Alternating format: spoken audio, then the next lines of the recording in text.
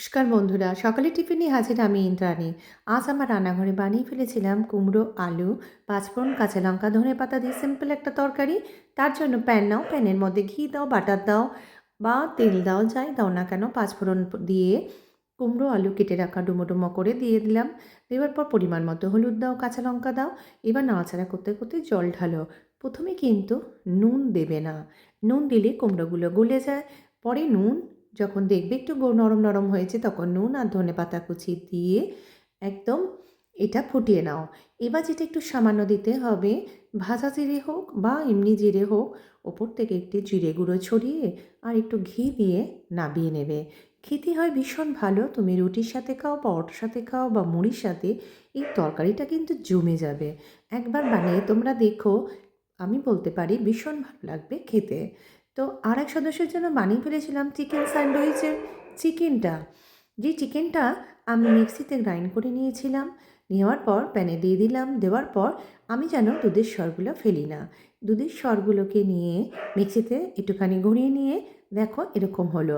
এইটা মিশিয়ে দিলে চিকেনটার সাথে বেশ জুসি জুসি লাগে খেতে আর খুব টেস্টি হয়। তোমরা বানিয়ে দেখো আর দুধের সরগুলো ফেলো না। আর এইভাবে এরপর অরিগ্যানো দিলাম একটুখানি। তারপরে তুমি চিলি ফ্লেক্স দিতে পারো যদি মনে করো, আর গোলমরিচ গুঁড়ো দিবে। দেওয়ার পর নাড়াচাড়া, আর যেটা দিতে হবে একটু আটার গুঁড়ো। আটার গুঁড়ো দিলে কি হয়, চিকেনগুলো ঝরে ঝরে যায় না, যেটা পুরো একেবারে মাখো মাখো হয়, খেতে টেস্টি হয়। সকালে কিছু মাশরুম রাখা ছিল কয়েকটা, সেগুলোকে গোল গোল কেটে কেটে আমি ওই স্যান্ডউইচটা করার জন্য বেডের ওপরে দিয়ে দিলাম চিকেন, তার উপরে এটা দিলাম আর একটু পেঁয়াজ দিয়ে দিলাম, দিয়ে একটু চিজ দিয়ে একদম গ্রিল করতে দিয়ে দিলাম। জানো, তারপরে গ্রিল করতে বেশিক্ষণ সময় নিল না, রেডি হয়ে গেল আমার এই চিকেন স্যান্ডউইচটা।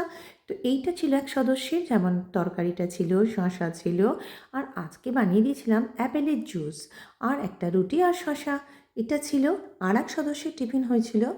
এই স্যান্ডউইচটা চিকেন স্যান্ডউইচ ছিল, দুটো ডিমের পোচ ছিল, আর ছিল ওই যে চিকেন স্যান্ডউইচে কিছুটা চিকেন ছিল রাখা, সেইটা।